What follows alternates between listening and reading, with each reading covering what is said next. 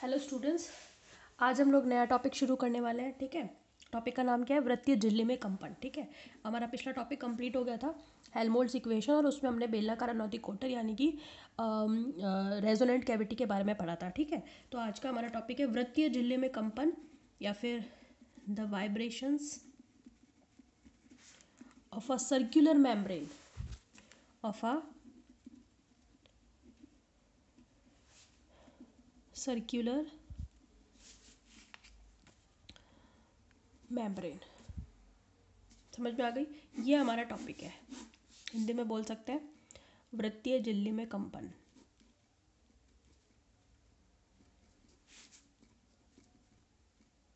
ठीक है, दो वीडियो में कंप्लीट हो जाएगा ये, फिर लगभग 2 ही वीडियो हमारे नेक्स्ट में लगेंगे, तो 3-4 वीडियो में कंप्लीट हो जाएगा। ठीक है, चलो। हाँ, हम लोग बात कर रहे हैं वृत्तीय झिल्ली में कंपन। तो सबसे पहले हम देखेंगे कि हम कैसी एक झिल्ली की बात कर रहे हैं। ऑब्वियसली बात है, एक सर्कुलर मेम्ब्रेन हम लोगों को लेकर चलनी है। ठीक है, तो ये लो, ये मेरे पास एक वृत्तीय झिल्ली है। ठीक है, और ये रखी कैसे है? ऐसे नहीं रखी जैसे आपको ओवल शेप में दिख रही है ना आपको। ये कैसी दिख रही है आपको? ये ओवल शेप में, दैट मीन्स है तो ये वृत्त ही, लेकिन ये ऐसे रखा हुआ है। यूँ समझ लो कि जो सिलेंडर होता है ना अपना सिलेंडर, वो सिलेंडर हमने पिछली बार कैसे बनाया था, उस सिलेंडर में से मैंने ऊपर का सर्कल हटा दिया, उसकी वक्र जो पृष्ठ था यानी कि कर्वी सरफेस थी वो हटा दी, तो नीचे वाला बचा। तो यूँ समझ लो कि सिलेंडर में जो नीचे वाला जो सरफेस है वो बचा है, जो z=0 पर रखा हुआ है ना। अब इसको अगर मैं ऊपर बढ़ाऊँ, है ना, और उसके ऊपर एक सर्कल बनाओ तो वो एक सिलेंडर बन जाएगा। समझ में आ गई? पर मैं क्या बोल रही हूँ, ऊपर वाला सर्कल जो z=d पर था उसको हटा दिया मैंने, कर्वी सरफेस को हटा दिया, तो एक नीचे वाली बन गई, बच गई। तो वो क्या है? हमारे पास वृत्तीय झिल्ली है। ठीक है, इसकी इनर जो रेडियस है उसको मैंने लिख दिया रो, और आउटर रेडियस जो है उसको मैंने लिख दिया स्मॉल a। ठीक है, मतलब एक तरीके से सिलेंडर की रेडियस रो थी। सिलेंडर की रेडियस कितनी थी? हमारी रो थी। तो हम क्या कह रहे हैं कि rho is equals to a. Rho is equals to a मतलब सिलेंडर की जो नीचे वाला सर्कल था ना, उसको मैंने कितना उसको विस्तारित कर दिया, उसको मैंने कितना, यूँ समझ लो कि खिंचाव आ रहा है, इस मेम्ब्रेन में एक तरीका का खिंचाव आ रहा है, और ये कितना एक्सपेंड हो गई ये झिल्ली, ए पर एक्सपेंड हो गई। मतलब इसकी त्रिज्या रो से बढ़ करके कितनी हो गई? स्मॉल ए हो गई। समझ में आ गई बात आपको? ठीक है, अब जो प्लेन है इसका, वो कौन सा प्लेन है? एक्स वाई प्लेन, और ये z। अगर मैं वाई जेड प्लेन की बात करती ना, तो मेरा जो ये वृत्तीय झिल्ली जो है ना, कंपन जो है, ये जो सर्कुलर मेम्ब्रेन है, ये मैं कैसे दिखाती? एक पर्टिकुलर नॉर्मल सर्कल दिखाती मैं, जो बिल्कुल गोल गोल होता। लेकिन मैंने ओवल शेप दिखाने का मतलब मेरा यही है कि ये एक ऐसे प्लेन में ना रख कर, ऐसे ना रख करके थोड़ी ऐसे रखी हुई है। समझ में आ गई बात? तो प्लेन हो गया ना, एक तो एक्स हो गया प्लेन, और एक ये वाई प्लेन हो गया। इस बात का खास ख्याल रखना। ठीक है, अगर आप एक पूरा सर्कल बना रहे हो तो फिर यहाँ पर x और यहाँ पे y लेना, फिर एक्स वाई प्लेन कहना। तो क्वेश्चन पेपर में देख लेना, कई बार वो प्लेन और डिफाइन कर देते हैं कि कौन से प्लेन में है। ठीक है, तो जिस भी प्लेन में है वो प्लेन आप यहाँ ले लेना अपनी सुविधा के लिए, और इसको एक ऐसे ओवल शेप में दिखाना तो वो बेटर है। अगर बिल्कुल गोल शेप में दिखा रहे हो तो यहाँ x लो, यहाँ पे y लो। इस बात का ध्यान रखना। ठीक है, छोटी छोटी बातें होती है डायग्राम्स में, है ना, तो वो जो सीधा हम रट लेते हैं, क्योंकि अगर सीधा रटोगे ना तो आप ये शेप तो याद कर जाओगे, पर आपका एक्सेस पर ध्यान नहीं जाएगा। फिर आप कहीं पर भी एक्स और कहीं पर भी वाई और कहीं पर भी जेड लिखोगे। इस बात का खास ध्यान रखना। ठीक है, चलो अब इसके बारे में थोड़ा सा लिख लेते हैं। ठीक है, लिखेंगे according to diagram, according to diagram a circular membrane, a circular membrane of radius rho is equals to a circular stretched, इसमें आप एक वर्ड और ऐड करो, स्ट्रेच्ड मतलब खिंची हुई, तनी हुई झिल्ली है ये। ठीक है, नॉर्मली उसकी रेडियस रो है, लेकिन वो स्ट्रेच होकर उसकी रेडियस कहाँ तक आ गई है? स्मॉल ए तक। तो वृत्तीय तनी हुई झिल्ली। समझ में आ गई? तो circular stretched membrane of radius rho is equals to A is placed in z is equals to 0, या फिर आप इसको एक्स वाई प्लेन भी कह सकते हो। पता है ना आपको ये सब चीज़ें, तो मैं आपको जैसे ही आपने फर्स्ट ईयर में एंटर किया था तो प्लेन्स वगैरह तो मैं वहीं पे समझा चुकी थी आपको कि किस प्लेन का नाम कैसे दिया जाता है, किस सरफेस का नाम कैसे दिया जाता है, क्यों दिया जाता है, ठीक है। तो z इज इक्वल टू 0 का मतलब है X Y plane is placed in X Y plane, ठीक है। फिर हम लिखेंगे अच्छा देखो, ये जो झिल्ली है मैं बोल रही हूँ आपसे कि ये स्ट्रेच्ड है, मतलब इसमें तनाव आया हुआ है, ठीक है। तो हमें तनाव भी क्या करना पड़ेगा, बताना पड़ेगा कि इसमें हमने मान लिया कि इसमें जो तनाव आया हुआ है वो कितना है, कैपिटल टी है, लेकिन कितने में, इसकी प्रति एकांक लंबाई में, यानी कि पर यूनिट लेंथ इसका जो टेंशन है यानी कि जो तनाव है वो कितना है, कैपिटल टी है। और वो इसमें इक्वली डिस्ट्रीब्यूटेड है, तनाव इक्वली डिस्ट्रीब्यूटेड होगा तभी तो ये सब तरफ से बराबर तरफ से खिंची हुई होगी, अगर एक तरफ ज़्यादा तनाव हो जाएगा तो वो उस तरफ ज़्यादा खिंच जाएगी, ठीक है। तो इसमें इक्वली एक टेंशन टी जो है वो डिस्ट्रीब्यूटेड है इसकी पर यूनिट लेंथ में, ये ध्यान रखना है। लिखेंगे the tension capital T is distributed equally, is distributed equally in its per unit length, यानी कि एकांक लंबाई में बराबर वितरित है क्या, तनाव, ठीक है। तो इसके लिए अच्छा इसके जो कंपन होंगे, क्योंकि जो सर्कल है भाई ये सर्कुलर है, तो इसके जो वाइब्रेशंस होंगे, जो कंपन होंगे वो भी कैसे होंगे, द्विविमीय ही होंगे, 2 डायमेंशनली तो होंगे। तो हम लिखेंगे द वाइब्रेशंस, या फिर आप इसको ऐसे लिखो फॉर 2D वाइब्रेशंस, ठीक है। For 2D vibration the 2D wave equation for this membrane,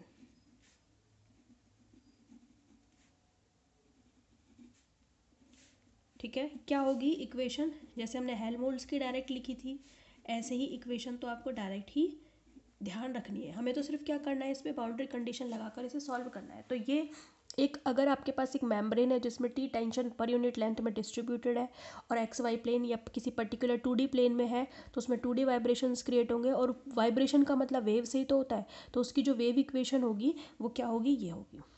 समझ में आ गई, ठीक है। टी समय है, साई उसका फंक्शन है, वी क्या है, वी वेलोसिटी है। तो हम बता देंगे where small V is equal to √T/m। T तो आपको पता ही है, टी तो टेंशन है पर यूनिट लेंथ, टेंशन पर लेंथ, ठीक है, ठीक है। और स्मॉल एम क्या है, स्मॉल एम है मास पर यूनिट एरिया, मास पर यूनिट एरिया, मतलब एक तरीके से मास अपॉन एरिया, यानी कि एकांक क्षेत्रफल का द्रव्यमान है और ये एकांक लंबाई का तनाव है। समझ में आ गई, ये चीज़ें पता होनी चाहिए, ठीक है। अब आ जाओ आप कि हम क्या करेंगे, ये जो मेरा साई है वो यहाँ पर कैसा है मैंने आपको बोला ना कि ये जो सर्कल है वो कौन सा सर्कल है, सिलेंडर से निकाला गया सर्कल है, तो इस पर जो इक्वेशन लगेगी ना, ये जो हम डेल्टा 2 यहाँ पे लाप्लास ऑपरेटर रखेंगे वो सिलेंड्रिकल वाला ही रखेंगे, इसीलिए मैंने इसको सिलेंडर से समझाया आपको स्टार्टिंग से ही। मतलब सिलेंडर जो है रखा हुआ है हमारा सिलेंडर, उसकी मैंने कर्वी सरफेस हटा दी, ऊपर वाली सर्कुलर सरफेस हटा दी, तो नीचे वाली सर्कुलर सरफेस बची, राइट। इसलिए यहाँ पे ये क्या करेगा, हम इसको बेलनाकार निर्देशांकों के रूप में व्यक्त करेंगे। समझ में आ गई बात आपको, तो हम लिखेंगे सिंस डेल्टा 2 इन सिलेंड्रिकल कोऑर्डिनेट, आप जानते हो ऑलरेडी कितना होता है सिलेंड्रिकल कोऑर्डिनेट सिस्टम, ये मैं पिछली बार बता चुकी हूँ। डेल्टा 2 कितना होता है, 1/ρ del by del rho del by del rho plus 1/ρ², delta 2 by del phi square plus delta 2 by del z², यही होता है। ये हमारे पास सिलेंड्रिकल कोऑर्डिनेट सिस्टम में डेल्टा 2 की वैल्यू होती है। अब इसमें देखो, अब आप ऐसे मत घबराओ कि ये तो 2D है, हम 3D कैसे लेंगे, हर चीज़ को हटाएंगे, टेंशन क्यों ले रहे हो। देखो मैंने क्या बोला आपसे कि ये जो सरफेस है वो कौन सी सरफेस है, z is equal to 0 surface है, तो ऑब्वियसली ये टर्म तो हटेगी क्योंकि z पर तो ये डिपेंड ही नहीं कर रहा, z इस वाले पर्टिकुलर प्लेन के लिए है ही z इज इक्वल टू 0, तो z इज इक्वल टू 0 रहेगा। दूसरी बात, ये जो हमारा साई है वो केवल यहाँ पर किस किस पर डिपेंड कर रहा है, ये केवल डिपेंड करता है रो पर और समय t पर, दो ही वेरिएबल्स पर डिपेंड करता है ये। समझ में आ गई, रेडियस तो है ही ना, मेम्ब्रेन की रेडियस तो है ही, दूसरा ये समय t पर डिपेंड करता है, ठीक है, यानी कि इसकी डिपेंडेंसी फाई पर भी नहीं है, ठीक है, z तो ऑलरेडी 0 है क्योंकि हमारा प्लेन कौन सा है, z इज इक्वल टू 0 है। और फाई पर ये डिपेंड कर नहीं रहा, ये केवल किन दो वेरिएबल्स पर डिपेंड करता है, रो पर और टी पर। रो रेडियस है हमारी मेम्ब्रेन की, रो इज इक्वल टू a, और समय है t। ठीक है, ठीक है, तो हम लिखेंगे since membrane is placed in z is equal to 0 plane, 0 plane, therefore delta 2 by del Z square is equal to 0। पहली बात। दूसरी बात, since vibrations in membrane depends upon only rho and t, therefore यहीं पे लिख दो therefore delta 2 by del phi square is also 0। तो साई जो है वो डिपेंड ही नहीं कर रहा फाई पर, इसलिए ये भी हमारे पास क्या हो जाएगा, 0 हो जाएगा। समझ में आ गई बात आपको? तो हमारे पास क्या आएगा, देयरफॉर ये तो सब दोनों हट गए, तो क्या बचा, delta 2 is equal to 1 rho del by del rho, ठीक है, del by del rho, rho del by del rho, बस ये बचेगा। तो ये मेरे पास हो गई इक्वेशन 1 और ये हो गई मेरे पास इक्वेशन नंबर 2। अब मैं क्या कर सकती हूँ, इक्वेशन 2 को रख सकती हूँ इक्वेशन 1 में डेल्टा 2 की जगह पर, ठीक है, रख दो। ठीक है, रख देते हैं इसको, पुट इक्वेशन 2 इंटू 1 रखोगे तो क्या मिलेगा आपको, डेल्टा 2 की वैल्यू रख दो 1/रो del by del rho del by del rho, ठीक है, इज इक्वल्स टू, और साथ में क्या आ जाएगा, साई, है ना, is equals to 1/v square delta 2 psi by del T square. सही बात है। अब देखो ये हो गई मेरी इक्वेशन नंबर 3। अब जैसे हमेशा अपन को कोई भी केस सॉल्व करना होता है तो उस पर अपन बाउंड्री कंडीशंस लगाते हैं। अभी तक हमने यही किया है, हमारे चैप्टर का नाम ही है बाउंड्री वैल्यू प्रॉब्लम्स, ठीक है, और बाउंड्री वैल्यू प्रॉब्लम्स को सॉल्व करने के लिए बाउंड्री कंडीशंस चाहिए। तो यहाँ पर भी ये जो मेम्ब्रेन है वो, उस पर भी कुछ प्रतिबंध हम लगाते हैं और उसी के अंडर में उसको सॉल्व करते हैं, ठीक है। तो अब लिखेंगे to solve this equation we apply some boundary conditions, यानी कि कुछ परिसीमा प्रतिबंध लगाते हैं, बाउंड्री कंडीशंस, ठीक है। क्या क्या बाउंड्री कंडीशन है ज़रा देखो तो। पहली है रो इज इक्वल टू 0 पर, at rho is equal to 0 psi, जो किस किस का फंक्शन है, रो और टी का, वो हमें फाइनाइट मिलती है, ठीक है। नंबर 2, दूसरी boundary condition at rho is equal to a, जो साई रो टी है वो है 0, at t is equal to 0, क्योंकि साई 2 पर डिपेंड कर रहा है तो रो तो 0 और ए पर, ठीक है, और टी 0 पर, टी इज इक्वल टू 0 पर साई रो टी की वैल्यू होती है साई 0 रो, ठीक है। तो ये 3 बाउंड्री कंडीशन हम लोग अप्लाई करेंगे और इन्हीं के अंडर में आप इसको सॉल्व करेंगे, ठीक है। चलो अब इक्वेशन नंबर 3, जैसे कि मैंने बोला आपको कि ये साई 2 का फंक्शन है, दो चीज़ों का फंक्शन है, एक तो रो का और एक टी का। तो ये जो साई है उसको हमें 2 पार्ट्स में डिवाइड करना पड़ेगा। जैसे हमने अब तक 3D में सॉल्व किया लाप्लास इक्वेशन, 2D में किया, तो जो भी पर्टिकुलर फंक्शन था उसको 2D में था तो 2 में डिवाइड किया था, एक्स और वाई में, 3D में था तो हमने उसको एक्स वाई और जेड में डिवाइड किया था। समझ में आ गई? तो हम यहाँ पे लिखेंगे let the solution of equation 3 is Sai, किस किस का फंक्शन है, रो और टी का। तो हमें इसे 2 में डिवाइड करना पड़ेगा, एक तो आर रो और एक capital t small t. R rho तो क्या रेडियस ही तो है, तो मैंने इसको किसका फंक्शन मान लिया, आर का, और स्मॉल टी को कैपिटल टी का। मतलब आर रो एक ऐसा फंक्शन है जो केवल रो पर डिपेंड करता है और टी जो है वो केवल समय पर डिपेंड करता है। समझ में आ गई? तो हम लिख देंगे where R rho is only function of rho and of radius rho and t is function of time small t। समझ में आ गई? ये केवल किसका फंक्शन है, समय का। अब क्या करोगे आप, अब इस सॉल्यूशन 4 को हम कहाँ रखेंगे, 5 में रखेंगे और method of separation of variable लगाएंगे। अब पूरा थोड़ी ना solution separation of variable method बताऊंगी, मैं तो सीधा पॉइंट पे आऊँगी। आप क्या करोगे, यहाँ पर क्या रखोगे, आर रो टी टी, ठीक है। फिर यहाँ पर भी क्या रखोगे, आर रो टी टी। फिर आप क्या करोगे, जो चीज़ जैसे ये रो का फंक्शन है तो टी टी को बाहर ले लोगे, इधर आर रो को बाहर ले लोगे, फिर पूरी इक्वेशन को डिवाइड करोगे इक्वेशन 4 से, तो आपको क्या मिलेगी, आपको इक्वेशन जो मिलेगी उसमें हर वेरिएबल एक पर्टिकुलर वेरिएबल पर ही डिपेंड करेगा, हर फंक्शन, ठीक है। तो आपको क्या मिलेगा, आपको मैं बता देती हूँ।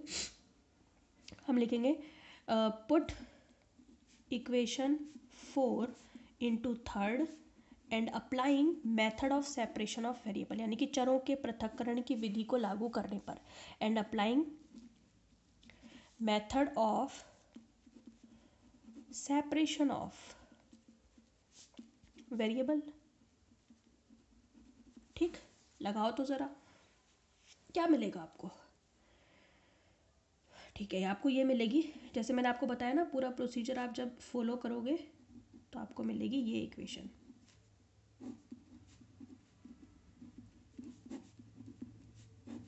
Is equals to,